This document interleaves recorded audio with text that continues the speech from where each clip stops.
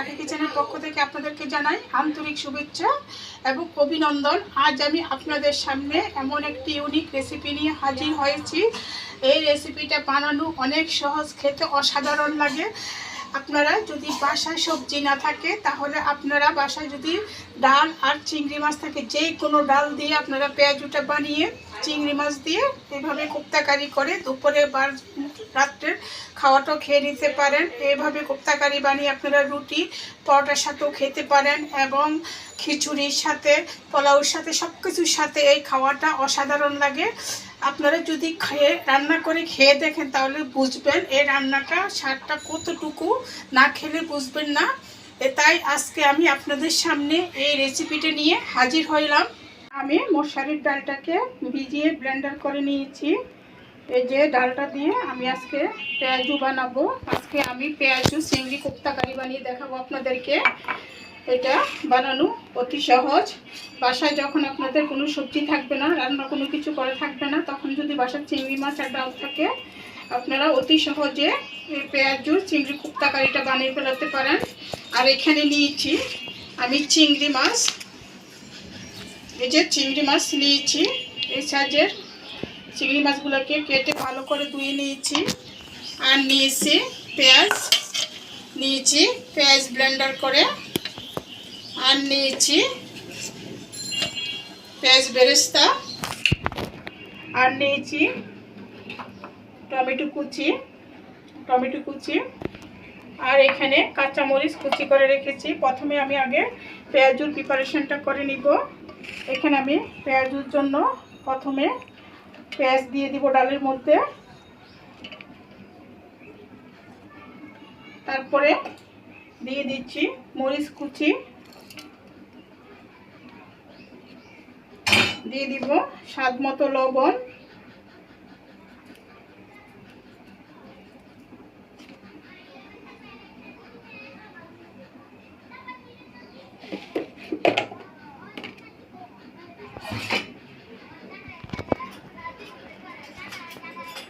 আর দিয়ে দিব রসুন বাটা 4 চামচে 1 চামচ দিচ্ছি, আদা বাটা 1 চামচ দিয়ে, আর দিয়ে দিব হলদের গুঁড়া 1 চামচ পরিমাণে, আর দিয়ে দিব ধনে জিরার গুঁড়া।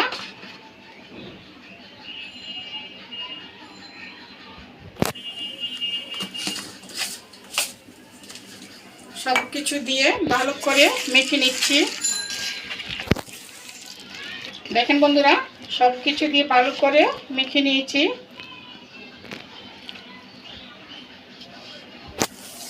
এটাকে আমি পেঁয়াজের জন্য এরকম ছোট ছোট করে পেঁয়াজুটাকে বানিয়ে নিচ্ছি। চুলাতে আমি একটা পাইপ্যান বসিয়েছি, পাইপ্যানে কিছুটা তেল দিয়ে দিয়েছি। তেলটা আমার গরম হয়ে গেছে। এই পর্যায়ে পেঁয়াজু ডালটাকে দিয়ে দিব। দিয়ে এটাকে পেঁয়াজু যেরকমভাবে ভাজি আমরা উল্টিয়ে পাল্টিয়ে লাল লাল করে ভেজে নিচ্ছি। আমি পেঁয়াজুগুলোকে এরকম লাল লাল করে উল্টিয়ে পাল্টিয়ে ভেজে নিচ্ছি। এই পর্যায়ে চুলা থেকে আমার পেঁয়াজুগুলো ভাজা হয়ে গেছে। চুলা থেকে নামিয়ে নিব। নামিয়ে পরবর্তী প্রিপারেশনে চলে যাচ্ছি। পেঁয়াজুগুলো আমি এরকমভাবে ভেজে নিয়েছি। এখন চুলাতে আমি আরেকটা পাইপ্যান বসিয়ে দিয়েছি।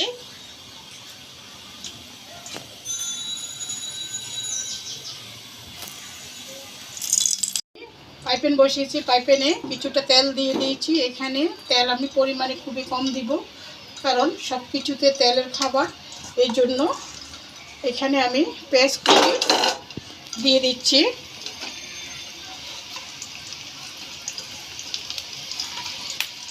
পেঁয়াজ কুচির সাথে কিছুটা লবণ দিয়ে দিব। দিয়ে পেঁয়াজটাকে আপনার কিছুটা বাদামি কালার নরম হওয়া পর্যন্ত ভেজে নিচ্ছি। পেঁয়াজটা আমার বাদামি কালার হয়ে কিছুটা নরম হয়ে গেছে।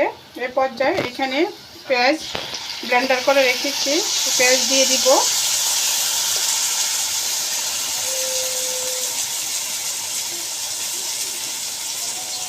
পেঁয়াজ দিয়ে দিয়েছি। 4 চামচে 6 চামচ পরিমাণে দিয়ে পেঁয়াজটাকে কিছুটা নেড়ে ছেড়ে নিচ্ছি। দিয়ে এর সাথে দিয়ে দিব রসুন বাটা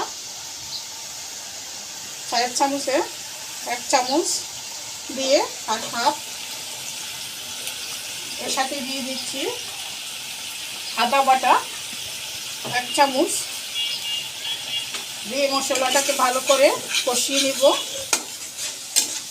বন্ধুরা তখন আমি কিছুটা লবণ অল্প করে দিয়েছি, আবার এখানে এখন কিছুটা লবণ দিয়ে দিচ্ছি। এখানে দিয়ে দিব লাল মরিচের গুঁড়া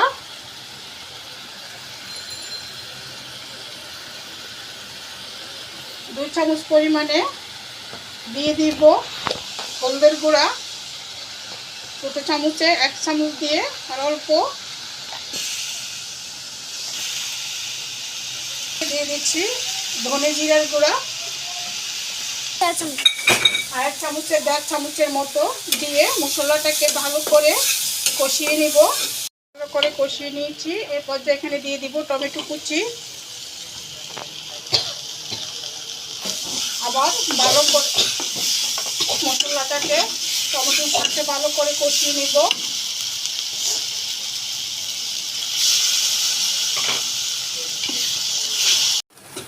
আমার মশলাটা ভালো করে কষিয়ে নিয়েছি। এই যে আমার মশলা থেকে তেল ছাড়তে শুরু করেছে। এই পর্যায়ে এখানে আমি আগে থেকে যে চিংড়ি মাছগুলো দিয়ে বেছে রেখেছি এই চিংড়ি মাছটা দিয়ে দিব। চিংড়ি মাছটা আমি আলাদাভাবে ফ্রাই করি নাই। যদি চিংড়ি মাছটা আলাদাভাবে ফ্রাই করেন তাহলে দেখা যায় চিংড়ি মাছের ভিতরে জুসি ভাবটা চলে যায়, কারণ চিংড়ি মাছটা অনেক শক্ত হয়ে যায়, খেতে ভালো লাগে না। তাই আমি চিংড়ি মাছটাকে আলাদা কোনোভাবে ফ্রাই করি নাই। দেখতে পাচ্ছেন বন্ধুরা, আমি মশলার মধ্যেই চিংড়ি মাছটাকে ভালো করে কষিয়ে নিব। না থাকে শুধু চিংড়ি মাছ আর ডাল থাকলে এইভাবে ঝটপট করে রান্নাটা করে নিতে পারেন। এইভাবে রান্না করে আপনারা খিচুড়ি, পোলাও, ভাত যে কোনো কিছুর সাথে খেতে খুব দারুণ লাগে। আপনারা একবার রান্না করে খেয়ে দেখেন, এটা খেতে খুবই মজার হয়। মশলার মধ্যে ভালো করে আমি কষিয়ে নিয়েছি। এই পর্যায়ে আমি যে পেঁয়াজগুলা ভেজে রেখেছি পেঁয়াজগুলাও দিয়ে দিব চিংড়ি মাছের সাথে।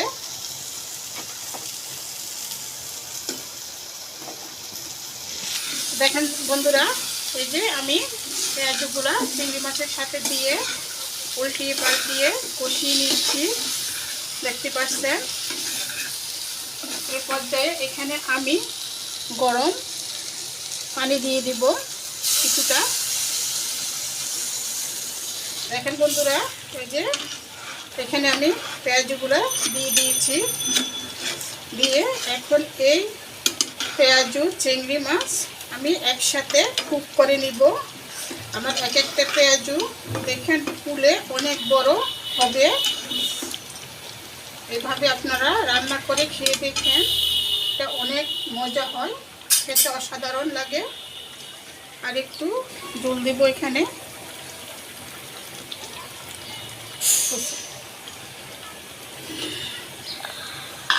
এই পর্যায়ে এখানে আমি একটু ঢাকনা দিয়ে এটাকে কুক করে নিচ্ছি।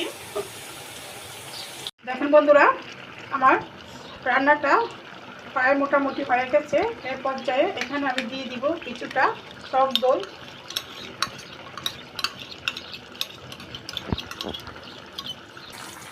কিছুটা পেঁয়াজ বেরেস্তা,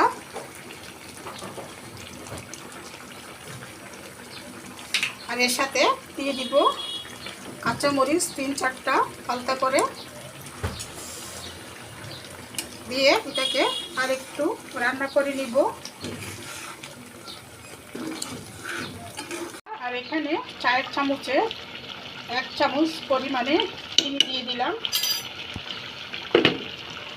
দিয়ে এটাকে আর একটু রান্না করে নিব।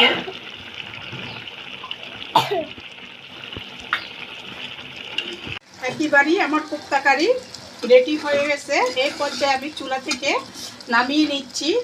দেখতে পাচ্ছেন বন্ধুরা, আমি আমার কোপ্তা কারিটা চিংড়ি পেঁয়াজু কোপ্তা কারি নামিয়ে নিয়েছি।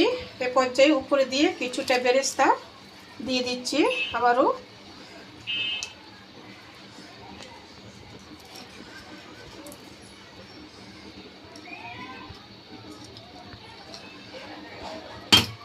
দেখেন বন্ধুরা, আমার এই রেসিপিটি কেমন হয়েছে। আশা করি ভিডিওটা আপনাদের কাছে অনেক ভালো লাগবে। যদি ভালো লেগে থাকে তাহলে অবশ্যই লাইক, শেয়ার, কমেন্ট করবেন। প্লিজ প্লিজ প্লিজ আমার চ্যানেলটাকে সাবস্ক্রাইব করুন।